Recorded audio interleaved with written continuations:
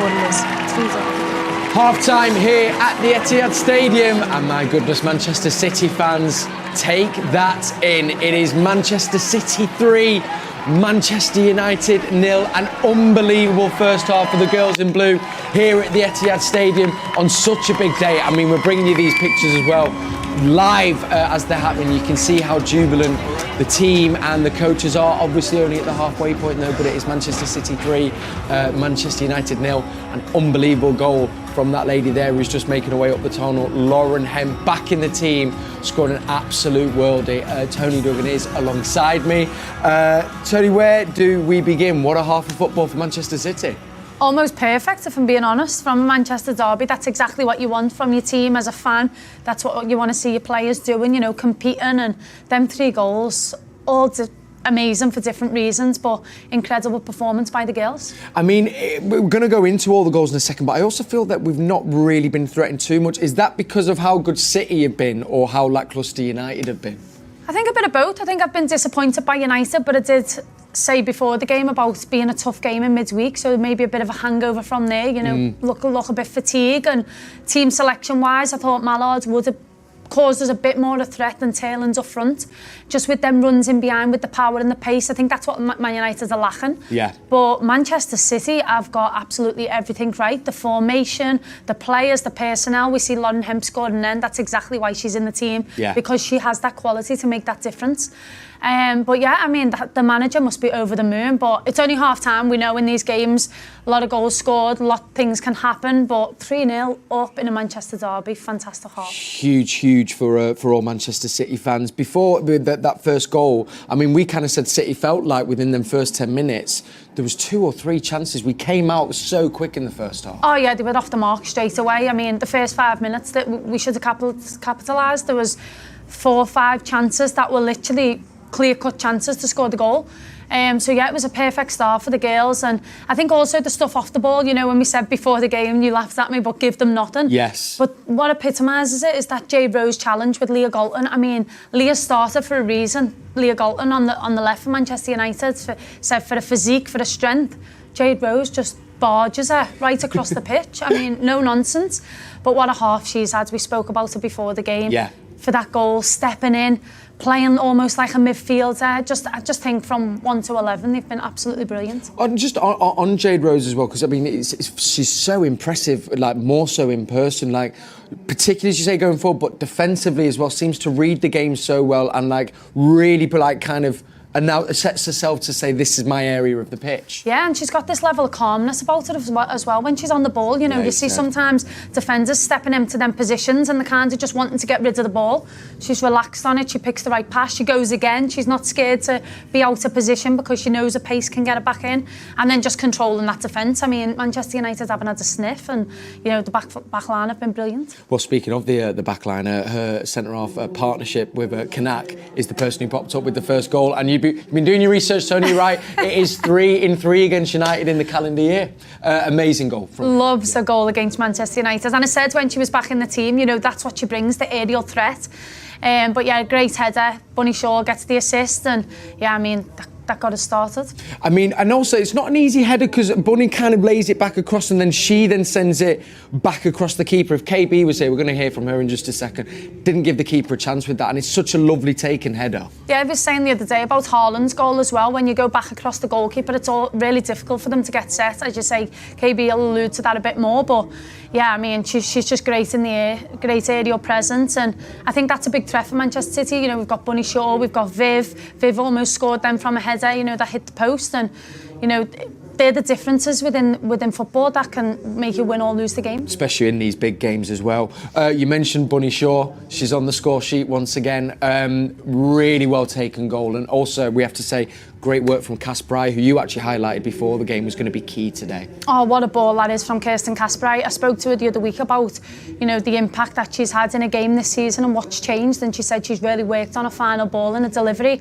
I mean, when you're a wide player or a fullback, you get told to put it into them areas in between the defence and the goalkeeper, and it was almost perfect. And then Bunny obviously getting on the end of it, you know, that'll do her wonders for her confidence and keep her up there at the top of the WSL top scorers. Well, I think as well, I think it was someone was saying, they said in commentary as well, as you've mentioned there, wanting to add goals and assists. And I guess for any, if there's any young players out there watching, it's the work on the training ground, and you'll know that you have to put in to be able to come out then with the goods on the pitch. Yeah, you see it paying off. Kasparai's always been thought of as a great player, but there was definitely room for improvement in that area, and she's not settled. She's not gone, I'm at Manchester City now and I can relax and I'm good enough. She's worked at it, and you're seeing the differences now, and getting another assist for Bunny and a little bit closer to that target that she told me about, but I can't tell anyone. Okay, well, I was saving that one then. Well, maybe at the end of the season you can reveal. I wanted to mention as well, though, and you'll know, the work that Fujino does, though, as well, is kind of aiding Kasparai to have been doing what she's doing going forward, because she's also been great on this right-hand side. Yeah, I said before the game, the link-up, the partnership, the understanding, they play to each other's strengths. Fujino's really good. KB said before the game as well about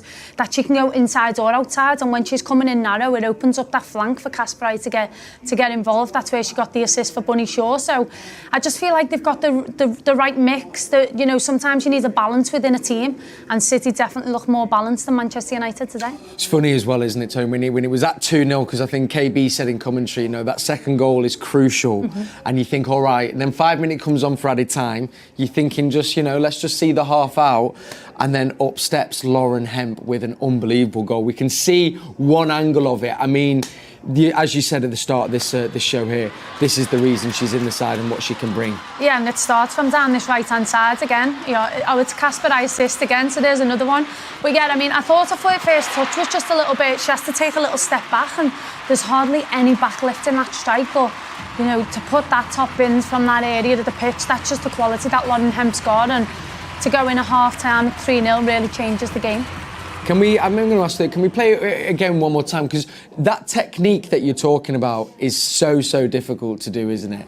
Yeah, I think normally as a player, when you receive the ball, you want the ball to be in front of you, but she kind of just stops it and has to take a step back and set herself again. And to get that power behind that strike and placement, is just, look, you just see here, she just takes a touch and it's a little step backwards to then go onto the ball. And that is an absolute incredible strike. She loved that one, didn't she, love? Yeah, of course she did. You'd maybe ask questions. I know the United defender, I don't know who was coming back, I don't know, he's kind of panicked to go and cover the space and then which has left Lauren on her own, so maybe be a bit disappointed if the United defence. I do think that's happened on a few occasions. They've been leaving the opposite side vacant. I think we've seen Kasparai get in a few times as well. That's been a game plan of Manchester City, is to change the point of attack quickly, because that's where we've had a lot of joy.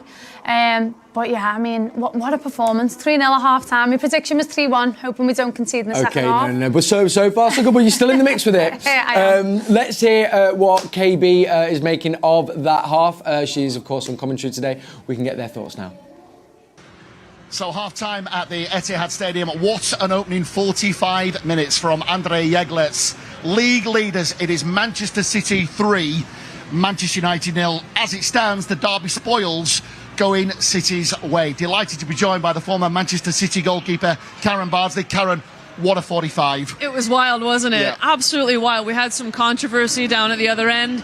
Penalty shout that didn't go, obviously, Manchester United's way. City used that momentum and go straight back the other end and go and score. And what a header it was from Rebecca Knaak. It's been fantastic. Some really great play down this right-hand side with Oba Fujino pulling the strings, and then obviously so much going through Lauren Hemp. I'll hand it back over to you to talk about all the other action. Well, it was a big moment, you're right, you've touched on it, Karen. Manchester United will feel they should have had a penalty. Jade Rose put the shoulder in on Leah Galton. Leah Galton, after Rebecca Knaak had scored, was still having that conversation with the referee. What were your thoughts on that?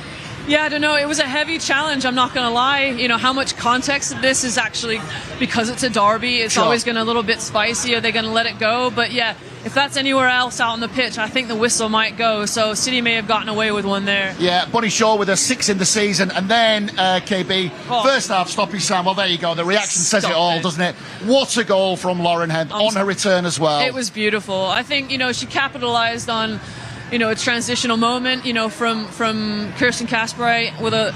Oh, no, that's the other one, isn't it? No, so the ball finds Lauren Hemp. She takes a lovely little touch, sets her up to step onto it, and it's a beautiful strike. She absolutely thumps it into the top corner. And, she just makes such good contact with it. But, she seems so relaxed and so comfortable and confident before you said about the head. Sorry, we got cut off just a little bit quick there, but great to hear from Nick and KB. Now, Tony, should we play a game? Let's do it. Let's play a little game. Let's have a little bit of fun. So, as you've probably noticed, don't know why my hood's up, there has been a slight crossover today between players that have played for City and played for Manchester United. Thankfully, the ex-Blue, Jess Park, has been quite quiet in that first half, which we like. So we wanted to see if you can try and work out who these players are that have kind of played for both clubs. All right, Tony? Okay, yeah. We can do it together as well, because I also... do not know. Okay, so, I mean, I think that one to begin with. So, was it United for 3 years and then... Grace Clinton. Off the back? Yes. There we go. Good start. Next one's got to be Jess. Of course, there we go. Jess Park. It just doesn't look signings. right, though, that, does it? No, it doesn't. Every time. Next up. Alex Greenwood, you think? I think it could be. There we go. Come on, Tony, hello. Pioneer, that's Nikita Paris, one of my good mates. Hang on there. Okay. She's been at a few clubs, Nikita, to be fair. I'm trying to fill out some time here, Tony. Just flying through it. I don't know the next one, though. I'm trying to think. 2016. Oh, yeah, I do. Is that Ella Toon? Or the other one might be Ella Toon? Yes. Oh, well, it's at City as a kid. So when I was at City, she was only about 16 years of age, Ella. Was that another one of them as well? You could see even then, though, You could, but I think she developed a bit later on. So Kira Walsh was around the similar age and obviously was in the starting lineup. Ella was quite quiet. She's obviously this big personality now. I think sometimes when you're a kid and you go into the first team, it can be quite overwhelming. Yeah. So Ella kind of didn't show that other side to her. She'll say herself she was quite quiet, but I think she learned a lot because when you're around players that are obviously older than you, more experienced, you do kind of soak it all in. Yes. And then she's gone on to United and had a fantastic career. Of course. So far. Next up, I mean, 3 years at City, 2015-18. These last few look a bit tricky here. Have we got any clues from the gallery, maybe? Oh. What's that? Okay, it's a striker. Is that doing anything for you, Tony? Scottish international? Jane Ross? No, Jane Ross didn't play for them. She played for us. Hang on. Is it right? No. Did she? Yeah. Wow, I didn't know that. Where was I? There you go. Been in Spain, living my best life. And you know we're gonna save these two for full time, so we can have a little think there. Because I can't believe that Jane Ross one. There you go. You learn something new every day. Yeah. You know what I mean? Always learning here on Matchday Live. So I guess it's just more of the same from Manchester City in this second half. Is that what you want to see for? Yeah, I mean they can't drop the level. Manchester United are a great team. They haven't had a great half, but it doesn't mean that they could come out the second half a completely different team. They have a strong players on the bench that can make a difference. So I think for City, it's a case of maybe getting another goal and can we get some girls off the bench, you know, Sydney Loman's coming back from injury, Grace Clinton, people that haven't had as many minutes. Yes. And we get them some minutes. At 3-0, it's still a little bit risky, but maybe at 4-0 we can have that opportunity, but definitely not drop the levels. Don't drop the levels, and as we said in the first half, give them nothing. Give them nothing. Give them nothing. Me and Tony will be back at full time. Thank you for joining us. It's Manchester City 3, Manchester United 0.